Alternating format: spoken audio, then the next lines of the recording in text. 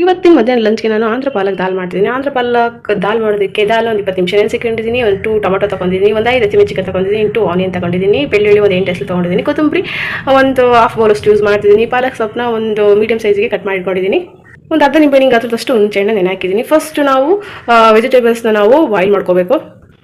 ರುಚಿಗೆ ತಕ್ಕಷ್ಟು ಉಪ್ಪು, ಒಂದು ಹಾಫ್ ಟೇಬಲ್ ಸ್ಪೂನ್ ಅಷ್ಟು ನಾನು ಟರ್ಮರಿಕ್ ಪೌಡರ್ ಹಾಕೊಂಡಿದ್ದೀನಿ, ಒಂದು 2 ಗ್ಲಾಸ್ ವಾಟರ್ ಆ್ಯಡ್ ಮಾಡ್ಕೊಂಡಿದ್ದೀನಿ. ಇವಾಗ ಫಸ್ಟ್ ನಾನು ಬಾಯ್ಲ್ ಮಾಡ್ಕೊತಿದ್ದೀನಿ. ಇದನ್ನೆಲ್ಲ ಒಂದು 3 ವಿಸಲ್ ಹಾಕ್ಸ್ಕೊತೀನಿ. ಬೇಯಿಸ್ಕೊಂಡಂಥ ತರಕಾರಿನ ನಾನು ಈ ರೀತಿ ಸ್ಮ್ಯಾಶ್ ಮಾಡಿಬಿಟ್ಟು ತೀರ ಚಿಕ್ಕವಲ್ಲ ದಪ್ಪವಲ್ಲ ಈ ರೀತಿ ಸ್ಮ್ಯಾಶ್ ಮಾಡಿಬಿಟ್ಟು ಇಟ್ಕೊಂಡಿದ್ದೀನಿ. ಈ ಸ್ಮ್ಯಾಶ್ ಮಾಡಿದಂತಹ ದಾಲ್ಗೆ ನಾನು ಸ್ವಲ್ಪ ನಾವು ನಾರ್ಮಲಾಗಿ ಏನು ಯೂಸ್ ಮಾಡ್ತೀವಿ ಸಾಂಬಾರು ಪೌಡರ್ನ ಅದನ್ನು ಕೂಡ ಇದಕ್ಕೆ ಆ್ಯಡ್ ಮಾಡ್ತೀನಿ.